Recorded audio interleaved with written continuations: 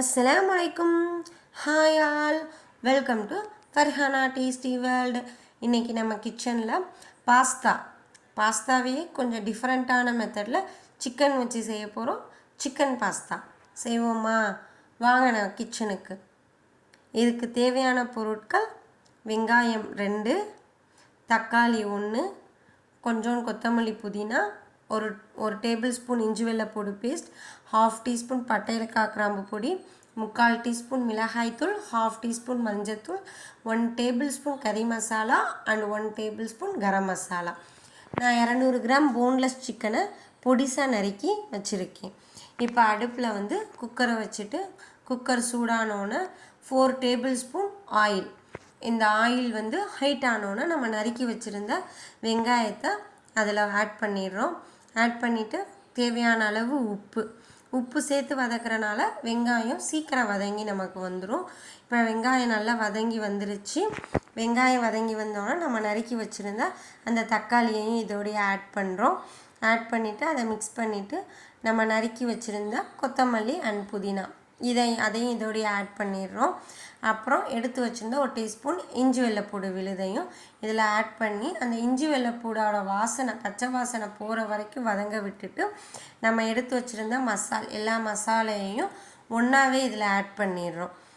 மிளகாய்த்தூள், மஞ்சத்தூள், கறி மசாலா, கரம் மசாலா, பட்டை ஏலக்காய் கிராம்பு பொடி இது எல்லாத்தையுமே இதில் ஆட் பண்ணி இதோட பச்சை வாசனை போகிற வரைக்கும் நல்லா வதங்க விட்டுட்டு எண்ணெயில் நம்ம நறுக்கி வச்சுருந்த போன்லெஸ் சிக்கனை இப்போ இதில் ஆட் பண்ணுறோம்.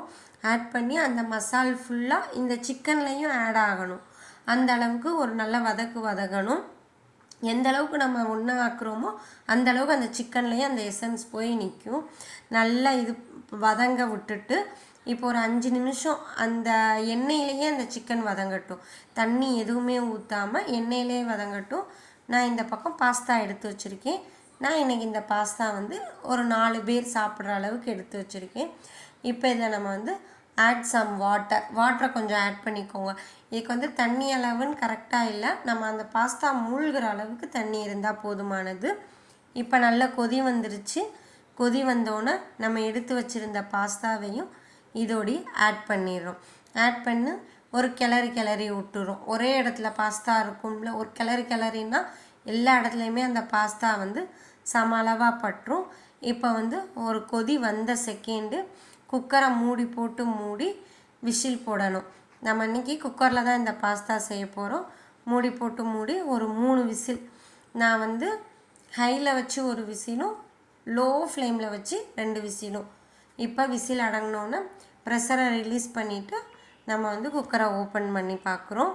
நம்மள சுவையான, டேஸ்டான, அல்டிமேட்டான, டிஃப்ரெண்ட் மெத்தடான சிக்கன் பாஸ்தா ரெடி. இப்போ இதை கொஞ்சம் தண்ணி மட்டும் இருக்குது. நம்ம ஒரு 2 நிமிஷம் அடுப்பை ஹை ஃப்ளேமில் வச்சா அந்த தண்ணி அந்த பாஸ்தாவோடையே சேர்ந்து மிக்ஸ் ஆகிடும்.